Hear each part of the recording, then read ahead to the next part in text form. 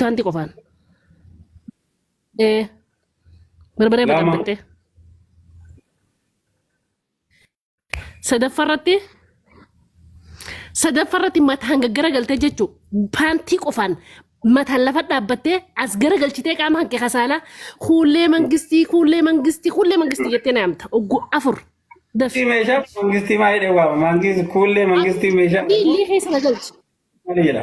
أدي اللي خيس نقلت اللي خيس نقلت ناس هي لفا Jechuun kuullee mangistii jedhu kana mangistii maali jedha fakkeenyaaf.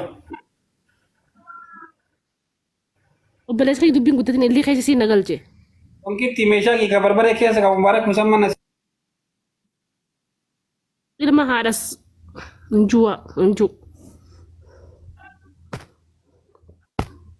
لا قرته قالت جبري خنا قرته مجنونة اطلعي اينو تنتل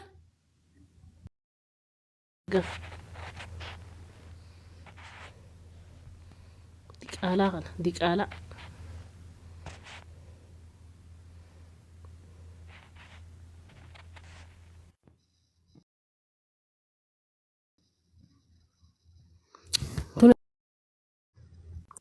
غلا لا إله إلا الله محمد رسول الله كله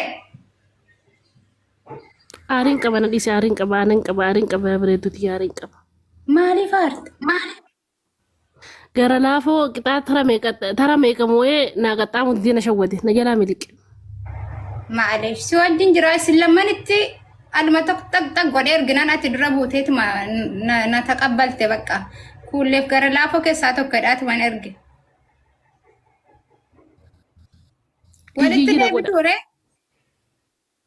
يجي نقول ناقطع وني بخيام بوزن دقني إيالا نام قد إيالا خنا فرعونا Ijoolleen kan keenya kun utuma jarri waggaan jedhaa tapha bira maatiitu sirriitti duraan akka jarri kolfanii taphatan eeyyamiin si galee erga biyya arabaa dhufnee firiidamii argannee kolfinee taphataarra bakka ittiin laaliinsi jechuudha barbaadee tan hundaafu.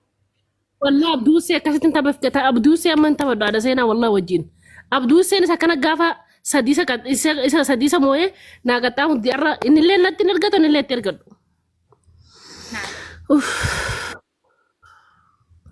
Gara laafoon siifa walaleessu ati waan bira maaliif adabdaa? Siifa Illee keessa nagal jedhu suuraan qaxxaamu. Laasti geem naan jee hayyame museenaa kan tana qaxxee hafuuratti bakka yaa oromoo namoo isa. Aarii irraa ba'a museenaan nan dheessitu. isin masaanuudha barii sanuma gumaarraa kaffalachuuf initti ergaanillee barkanuma siin aartee jirtu kanaan aarettee dura buutee na qabbaneessite malee andra loluufan dhufe. Wallah museenaa tan allee aslii wajjinu qaba. Rabbii jaa kana yeroo mujaarsi na godhaadha. Aarii tana keessaa na baasaa dhugaa rabbi. Isumallee qaxxeef wayyeessu.